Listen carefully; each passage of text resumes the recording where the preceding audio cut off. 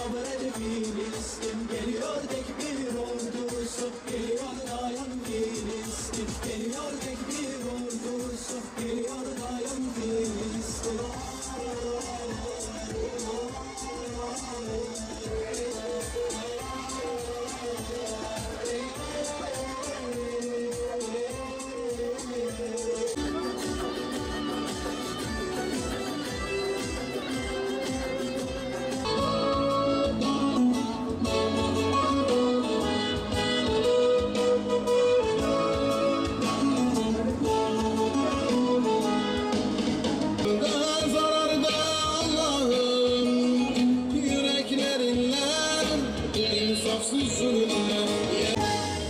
Dört bir yanımızda esiyor yalan rüzgarlar.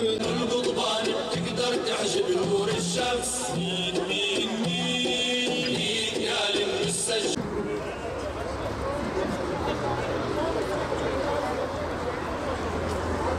يا شيخ الأحرار يا أحمد ياسين.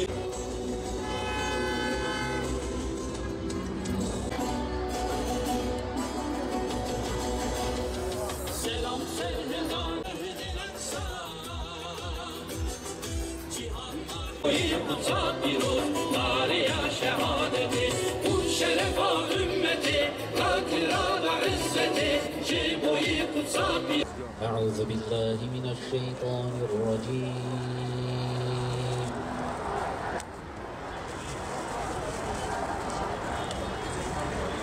بسم الله الرحمن الرحيم.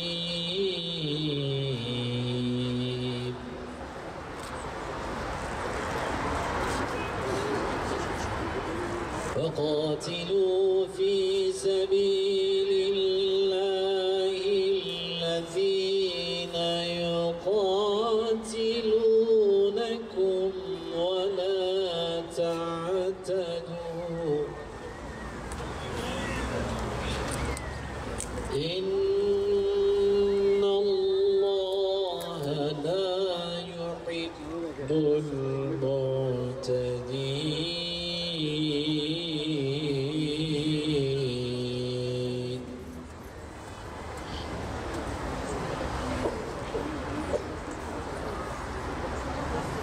واقتلوهم حيث ثقفتموهم وأخرجوهم من حيث أخرجوكم والفتنة أشد من القتل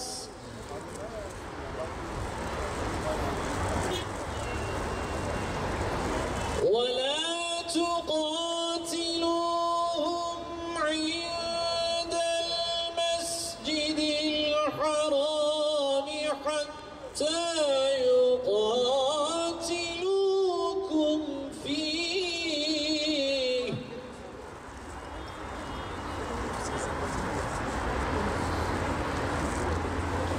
فإن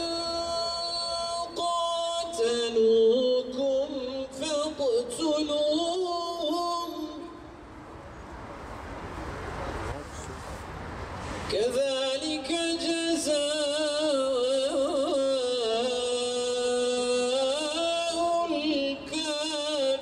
الكافرين. Zulmedenler hangi akibete uğrayacaklarını yakında görecekler. Değerli basın mensupları, kıymetli Mescid-i Aksa murabıtları, Allah'ın selamı, rahmeti ve bereketi üzerinize olsun. Siyonist işgal rejiminin yenilmez denilen ordularını, delinmez denilen demir kubbelerini, kendilerinden habersiz kuş uçmaz denilen istihbarat örgütlerini zelil duruma düşüren direniş erlerine selam olsun. Aksa tufanıyla Siyonistlerin Ebrehe kibrini yerle bir eden çağın ebabillerine selam olsun. Onlar direndiler, öne atıldılar ve kaçmadılar. Değerli kardeşlerim, yaklaşık bir asırdır şiddetli kuşatma altında tutulan Gazze, 7 Ekim'den bu yana tüm dünyanın gözleri önünde yaşlı, genç çocuk, kadın demeden vahşice ölüme terk edilmiş durumdalar. Tarih boyunca büyük medeniyetlere ev sahipliği yapmış, büyük şahsiyetleri bağrında yetiştirmiş, Gazze soykırıma maruz bırakılmaktadır. Yakınlarının defnedilecek cesetlerini bulunca kendilerini şanslı saydıkları Gazze halkı hep birlikte bir odada uyuyalım ki ölürsek hep beraber ölelim söylemlerinin normalleştiği bir kente dönüşmüştür. Müslümanlar için Gazze ve oradaki kardeşlerimizin yanında olmak şer'i ve tarihi bir sorumluluktur. Nitekim Peygamber Efendimiz Aleyhisselatu Vesselam Müslüman Müslümanın kardeşidir. Ona zulmetmez, haksızlık yapmaz, onu düşmana teslim etmez. Müslüman kardeşinin ihtiyacını gideren kimsenin Allah da ihtiyacını giderir. Topyekün bir soykırım hedefiyle hareket eden işgalci Siyonistler mazlum Filistin halkını acımasızca katletmekte ve adeta bütün bir İslam alemine meydan okumaktadır. Filistin halkı yalnızca kendi topraklarını savunmamaktadır. Ümmetin izzetini ve kutsallarını savunmaktadır. Müslümanlar olarak sorumluluklarımızdan biri de boykottur. İşgalci terör şebekesi İsrail mallarına yönelik boykot, Müslümanlar arasında dayanışmayı yansıtan etkili bir duruştur. Bu, Filistin halkının haklarına destek vermenin bir yolu olarak da görülmelidir. Müslümanlar olarak yapacağımız boykot, Filistin halkının haklarına, özgürlüklerine ve kardeşlerimize olan bağlılığımızı ilan ettiğimiz anlamına gelmektedir. Bu adım, uluslararası toplumu İsrail'in zalimane saldırı ve katliamlarına karşı bir duruş sergilemeye çağırmak ve Filistin'in yanında olmaya yönlendirmektir. Unutmayalım ki Kur'an'ın ifadesiyle insanlar arasında yaşamaya en düşkün olanlar Yahudilerdir. Dolayısıyla ekonomik boykot onları rahatsız etme ve iradelerini bükme konusunda etkili ve caydırıcı bir silahtır. Bu ekonomik zararlar aracılığıyla satış ve ihracatın gerilemesi gibi sonuçlara neden olacak, buna bağlı politik ve sosyal etkileri beraberinde getirecek, bütün bir zarara uğramalarına neden olacaktır inşallah. Ancak boykotun hedefine ulaşması için geniş halk desteğine ve uzun soluklu olmasına ihtiyaç vardır. Yine de tüm zorluklara ve engellere rağmen bu boykot bir duruş ve inanç ifadesi olarak kalır. Bugün bu zulme karşı tek millet ve tek ümmet olma vaktidir.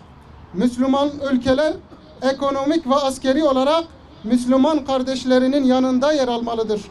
Filistinli Müslümanlar işgale karşı direnişlerinde yalnız bırakılmamalıdır. Canımızla, kanımızla, malımızla mazlum Filistinli kardeşlerimizin yanında olduğumuzu bir kez daha buradan haykırıyoruz. Filistin'in ve Mescid-i Aksa'nın özgürlüğüne giden her adımı destekliyoruz ve desteklemeye devam edeceğiz. Bu yolda üzerimize düşen her türlü fedakarlığı yapacağımıza hiç kimsenin şüphesi olmasın. Çağrımızı yineliyoruz. Hamas, Filistin'in meşru siyasi hükümeti ve temsilcisidir. ABD veya Siyonistlerin Gazze ile ilgili verecekleri kararın hiçbir önemi yoktur. Gazze'ye acil yardım koridoru kurulmalı, Türkiye bu işe öncülük etmelidir. Gazze'ye gidecek büyük bir yardım filosu deniz yoluyla, ivedilikle yola çıkarak Gazze'ye ulaşmalıdır. Dünyadaki bütün vicdan ve insaf ehli bu filoya davet edilmelidir. Kürecik ve İncirlik üsleri kapatılmalı, en azından bu katliamlar devam ettiği müddetçe faaliyetleri süresiz durdurulmalıdır. Kargo uçaklarıyla ve Türkiye limanlarından gemilerle Siyonistlere erzak taşınmasına izin verilmemelidir. İslam ülkeleri hep beraber Siyonistlere ciddi bir ambargo uygulamalıdır. Bu vesileyle ehli vicdan herkesi Gazze'de bütün dünyanın gözleri önünde yaşanan vahşete ve soykırıma dur demeye, Filistin halkının yalnız olmadığını bütün dünyaya haykırmaya davet ediyoruz. Meydanlar boş bırakılmamalı. Filistin direnişine aralıksız bir şekilde maddi yardımlar devam ettirilmeli. Siyonistlerin ve destekçilerinin mallarına süresiz bir şekilde boykota devam edilmelidir.